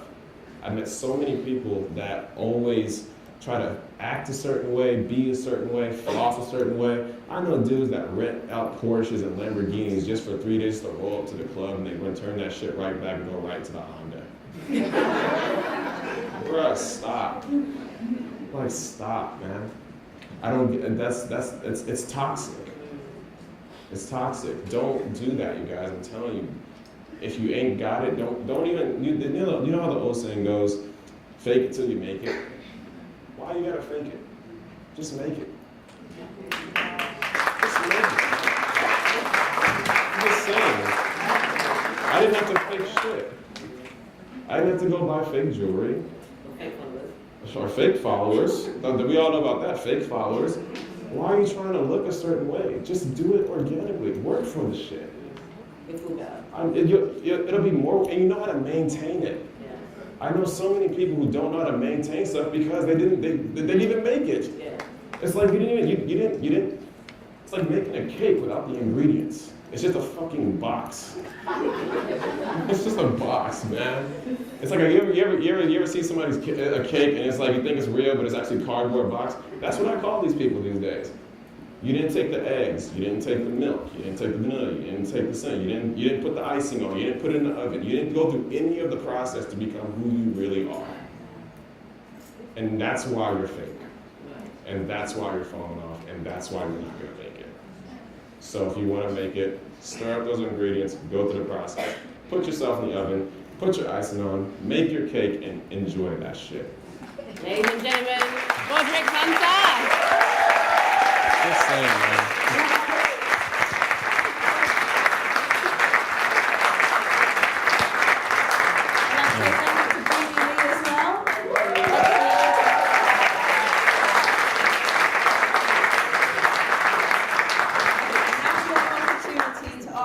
Burning questions that you see we've got a hand ready that you want to ask. We don't have a lot of time. Thank you very much, Brini. I'd like to at this point invite up to the stage Sheer and Shine. Let's give them a round of applause.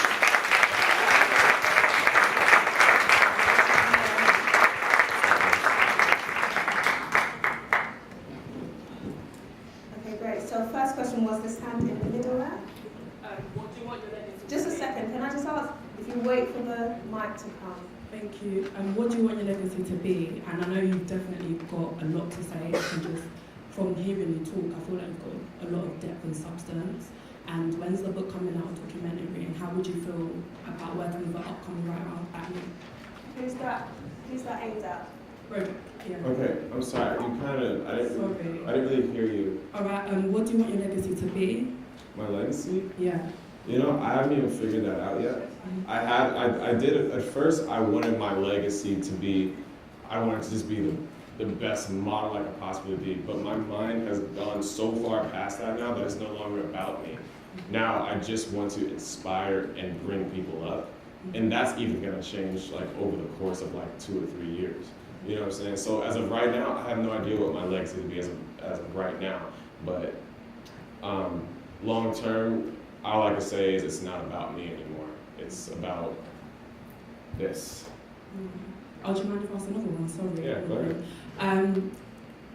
Hearing you talk, I can hear that you've got a lot of depth and substance, and I feel like a lot of young kings are just really need that light, and I believe in this generation you're going to be that beacon of light. And how would you feel about working with an upcoming writer? Because I just really want to tell a lot of people's stories, because I believe that our narrative's not told enough, and we need to become our own mainstream before we go running out to ask the mainstream about anything, you know. So an up-and-coming what? Writer. Oh, an up-and-coming writer. Yeah. So you're talking like, are you writing a Like script? autobiography or documentary. Or... Oh, well, I mean, I'm totally down for all that, but it's just, it comes down to like timing and everything, because I mean, honestly guys, I'm probably not gonna do another one of these talks for like a few more years. The only, Dennis, and where's Dennis? Dude, thank you.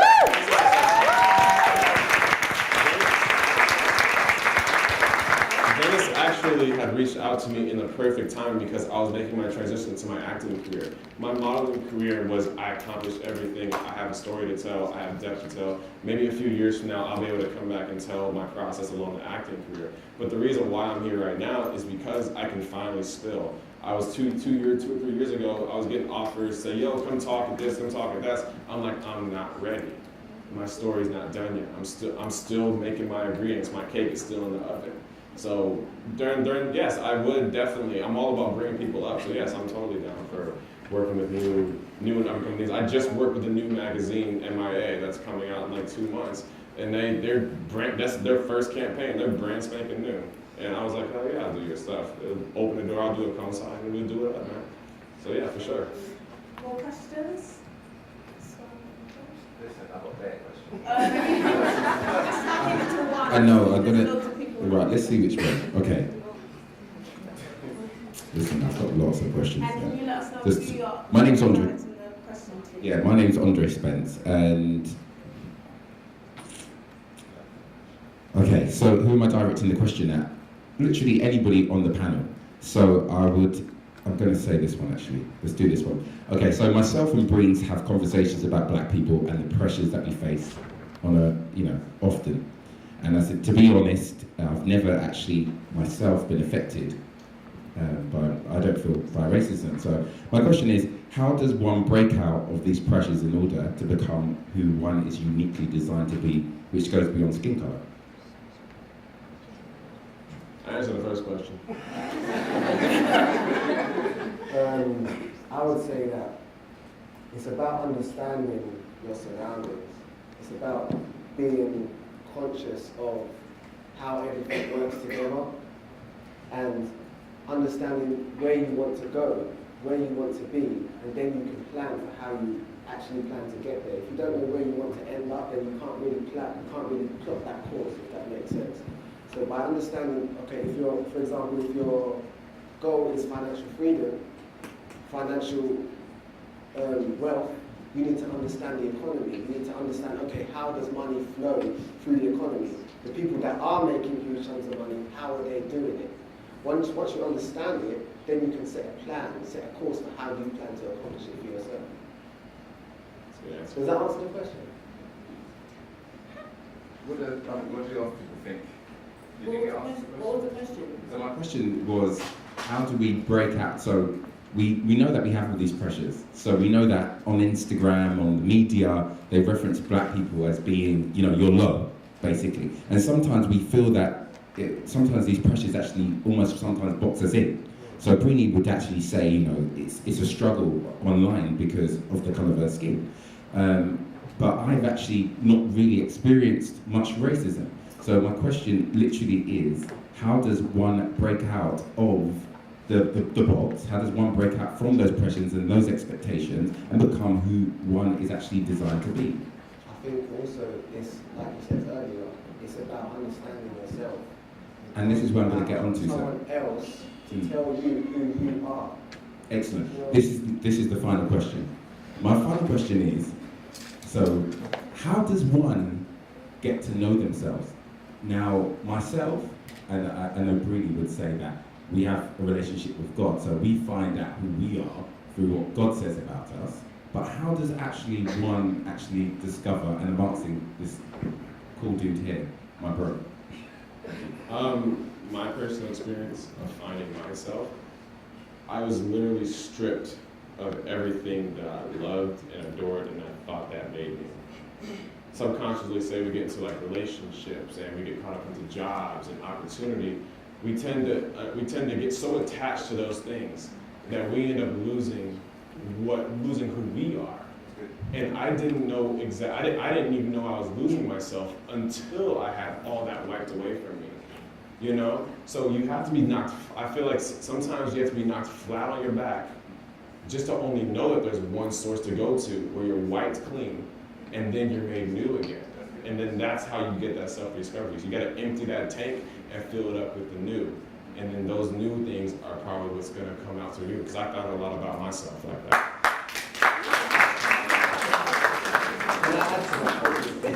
I was having this conversation with someone very recently, and the analogy that I use is, have you ever had a moment in time where you wanted to do something, but you're hesitant, you're kind of procrastinating on what it is that you want to do? So say, for example, if you want to go to the gym and you want to work out, but then you're like, I'm kind of hungry, I'm kind of tired, and you have that conversation with yourself in your head. That voice that you're hearing in your head, that is you. And that voice is who you need to speak to more often. And when I was speaking earlier about cutting off, disconnecting from social media, disconnecting from all of the things that are going on around us, is so that you can speak to that voice that's inside you. And that is yourself, that's your true self. And just sitting down and having a conversation with your true self, you might snap at a loved one, and you don't really understand why you snapped at that person. But by sitting down and conversating with yourself, you can really understand, do you know what? This is what's going on in the background, in the subconscious of my mind. This is why I'm feeling the way I'm feeling and acting the way I'm acting to the people around me. So, Thanks.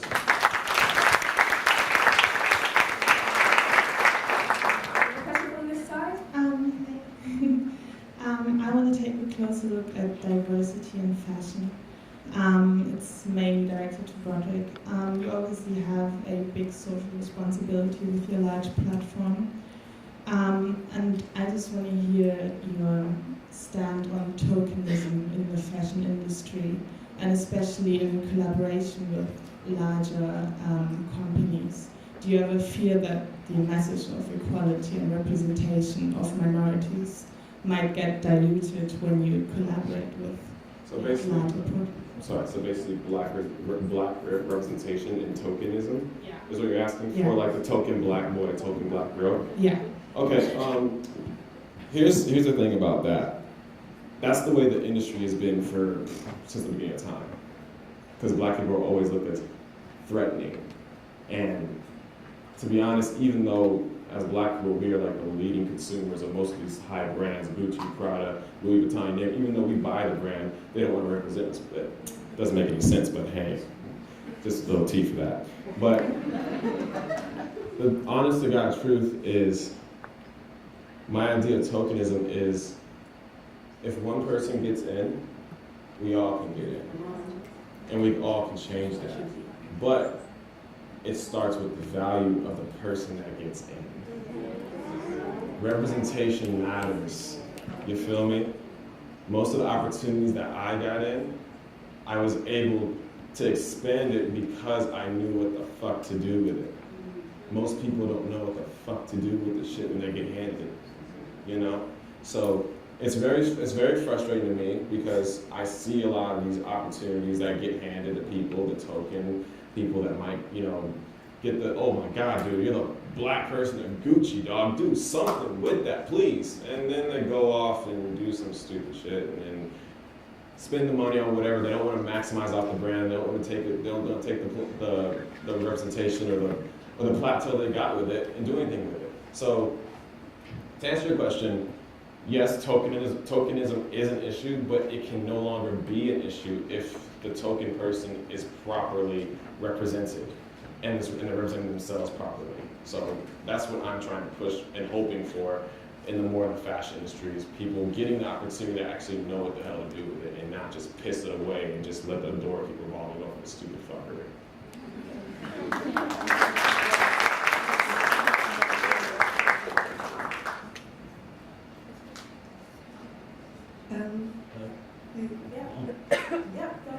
My question is for Broderick. I'm sorry, where are we at? Hey. Hello there. Hi. Apart from modeling and acting, what other career path do you see yourself taking? I'm kind of stepping more into the philanthropy side. I'm definitely doing more charity work. I'm honestly just focusing on more giving. I'm trying to change ideas as of right now. I'm just trying to change I'm trying to influence as many people as possible. That's my main goal. I think I've said this plenty of times during this talk that it's not about me. My vision right now is all outward because I'm already getting blessed naturally. I don't have to do anything. I'm already taken care of. Right now, I'm trying to look how I can influence the world and my brothers and sisters around me to do the same thing so we can stampede and grow.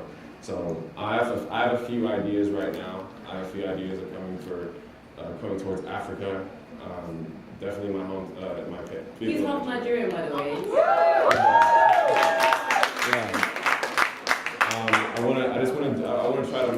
I want to try to use my platform to make things better. Honestly, I mean that might sound kind of cliche, but that's honestly my ultimate goals now. Besides TV and film, I'm more so on a bigger scale. That's aside from the product and my accomplishments. If that answers your question. Thank you. We have a question down here. Yeah, hi Broderick. What's up, man? I was thinking as we're talking about success and the whole concept of success talks as well. What is it? Why do we as people want to be successful to begin with? What's wrong with just, living sort of mundane life, going down the shops, kind of. Serious question. No. Like, we all want success. I think I do, but actually, what I'm asking myself this as much as I am you. Why am I here at a success talk? Okay. What is it? Why? That's honestly a very good question. The real honest question is, what do you define as success? That's the real question. It has nothing. Everything that you just asked right now is all out of it. Had nothing to do with you. Some people look at success as getting up in the morning. Some people look at success as being able to tie their shoes. Some people look at success as being able to just learn how to drive a new car. It's all about how you define success, whatever your goal is. If your goal in mind is like, I want to find a side 9-to-5 job, I just want to make $8 an hour tomorrow and just work at a bar for like the next 2 weeks, if that is what's successful to you and you do that, then that is success. That's what Success Talks is. It's about finding what you need is successful, not what the world defines successful. Some people think buying a Lamborghini or having a house on a hill is successful. Shit, I look at success as being able to pay my bill next month. No, that's hard enough as it is. That's success to me. I thank God every time I'm able to turn on my light, get some water, eat some food, get in my car, get a new opportunity, and do all those little things. That is successful. So it comes down to what you personally having a self-reflection. So what you might need to do is you might need to have a point in life where you have a self-reflection and find out, wow, what do I really define as success for myself? And then you'll be able to fill in those little pockets of what true success is, because it has nothing to do with the people around you. I forgot to mention, guys, another key, stop comparing yourself. Stop comparing yourself to other people. People ain't got it together like you think they do anyway. Trust me. Me and my friend just got some tea about a person that we thought was like sitting on top of the world. They ain't got a pot to piss in. At all. It's literally toxic. If you have to, stay off social media for a while. But you have to stop comparing yourself, and that's a form of comparing yourself, my friend, if you think about it. Take away those ideas of what success look like. Take away that idea that I have to have a Porsche in order to go on a date with a hot girl. Take away that idea that I have to have a house, a big house in the hills in order to throw a party. Take away that idea that I have to have $1 million in the bank to go splurge on myself. Shoot, you got $5 tomorrow, bro? Please, that's success already, man. Find it within yourself, not with the people, bro. Honest.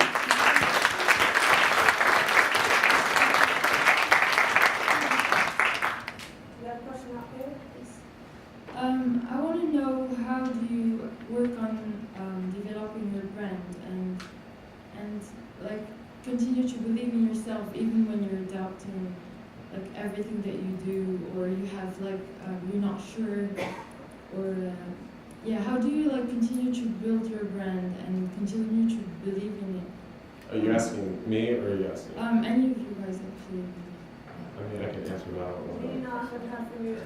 I I don't want to take all the wrong shit. Just say. Honestly. For me, it's about the people I surround myself with. I'm quite lucky that I'm running a business with Aaron, so I'm not by myself. So when I have down days, I get to lean on him, and when he has down days, he gets to lean on me. But I understand that not everyone's fortunate like that. So then what I also used to do a lot is networking. I used to go to a lot of business networking events or any networking events in my industry by myself even, it doesn't matter.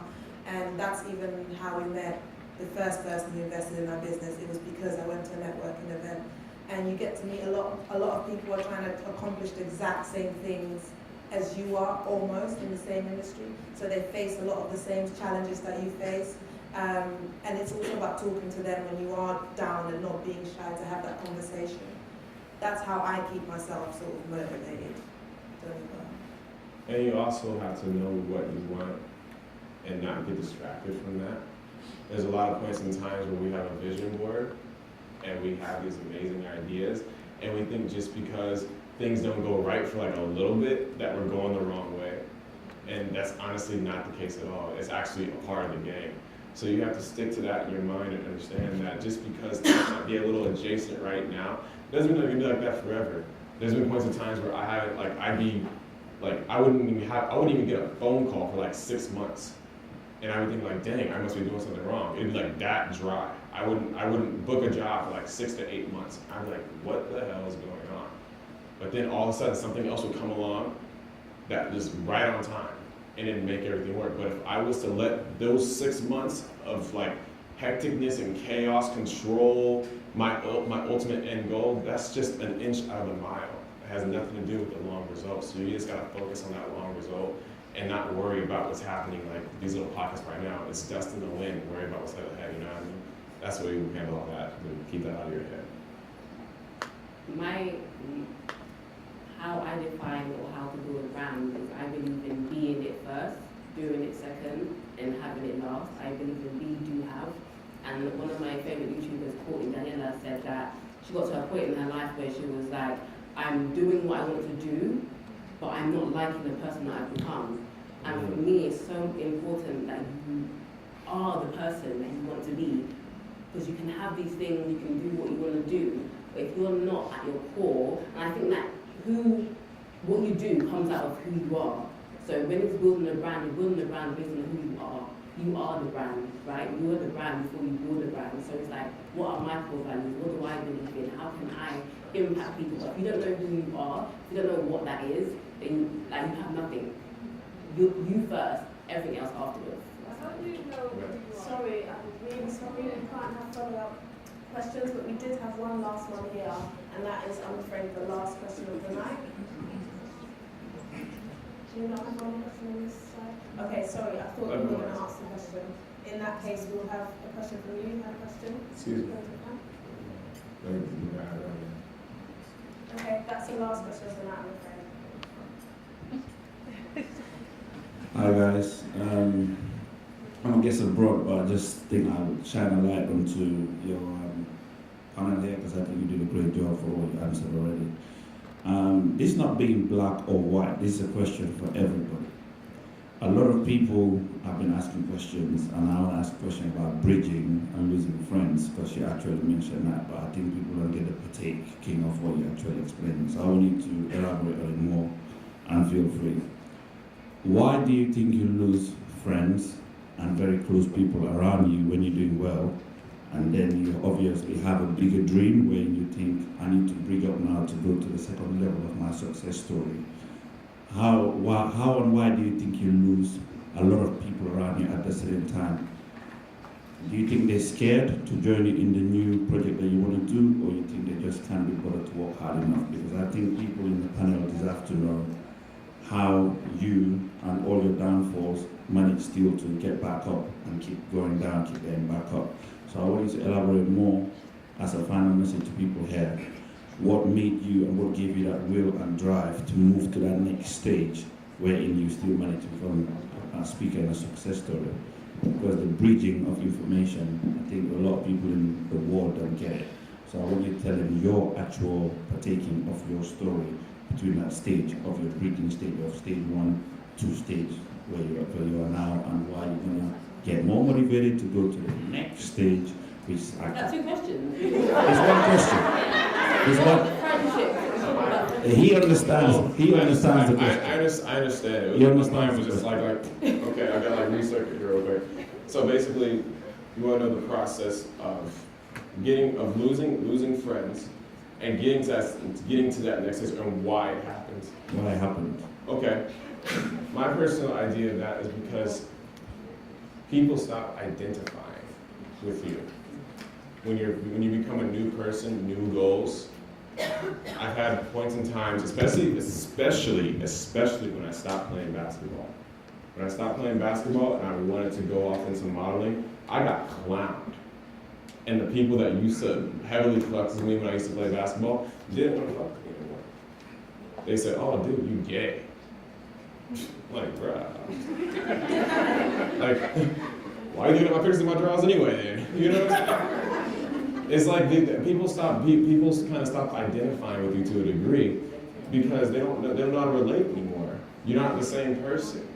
So I feel like the more and higher you go, whether it's your salary or your revenue or even your passion, people aren't going to know how to even associate with that just because it's foreign to them. You might be having some stagnant people in your life that don't even know how to even support you because they can't support themselves. So when you have goals, you guys, and the higher you go, the honest thing that happens is, I just lost my train of thought. Yeah. Shit. No, it's like the higher, as my dad just told me this. The higher you, it's like some lines, the higher you go, the less recognized you become. Because at the end of the day, you understand, a lot of times, people will identify themselves and who they truly are when you tell them about your goals. See who really supports you when you need them to support, when you need that support. Because they don't know how to support themselves. How are they going to support you? So along with these times, guys, a lot of these things are revealed through this process of success. The process of becoming something new and becoming something better. people will reveal themselves. The people that you thought were good for you and that might seem like they're gold, they don't look like that no more. Because of the fact that you've got different stuff going on. You can't go to the club no more. Oh, you don't fuck with me, bitch. Like, what? I got things to do in the morning. You know what I'm saying? When you start changing your habits, start changing your way of life, and start changing your way of thinking, the people start to lose that identity with you. It has nothing to do with you. You're honestly just being selfish on yourself, which is what you should be. So people need you to be with them, and you can't be there for them, so therefore they take it personal. That's just from my personal experience, honestly. I started out with 10 best friends. I got 2 now, and I got 1 new one. You feel me? So it's like, and that's not a coincidence. And those friends that I lost, guess what happened to them? They're all still in the same position I left them in. The same exact position. But if you don't know how to cut those loose ends off, and guess what's going to happen to you? You're going to stay entwined with those little wires. You're going to wonder why you're not growing, because you haven't cut those loose ends to loosen that grip, so where you can finally fly off and blow up. It's all about understanding that people aren't going to stick around. So that's, to answer your question, I feel like that's why people fall off, is because they're no longer able to identify with the new you and what you're becoming. And they're not supposed to. The people that are supposed to identify with them, even if it's 1 out of 20 people, guess what? That one person gets it, and that's the one person that's going to keep it real with you 100% of the time for the long run, not to just keep you down for the short run. That's my take on it. And just to add to that, to basically define what you were saying, T.D. Jakes talks about 3 levels of friendship, and he talks about the confidant who is for you, regardless. The second one is constituent, who is for what you're for, which is like basketball. You guys are playing basketball. I'm for what you're for. Yeah. Then the third one is comrade. Yes. Comrade, and they're against what you're against. So these are different levels of friendship. So the people that are going to follow you through all stages are the people that are there for you. Not what you do, not what you have, not whatever, but they're there for who you are as a person. They're buying into that person. So those are the people that are going to go high, they're going to go low, they're going to follow you in the journey. But if they're the only constituents or comrades, when the cause is over, their part in your story is over as well. So you can't get hooked to these people, and they're not bad people either. It's not because they can't relate to me, so they're bad people. No, they're just not supposed to be there. And I think we kind of have to have the gift of goodbye and let people go and flow as and when they choose to. So yeah. Don't be afraid to run it.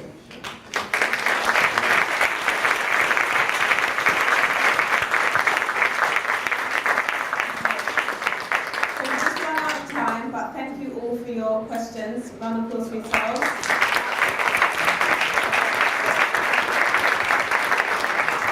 And thank you, of course, to our speakers. Thank you.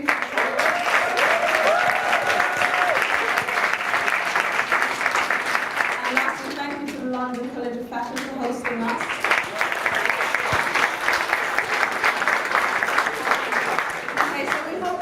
The event, and you guys were really enthusiastic with your questions, so we're going to be continuing the event, so don't move just yet.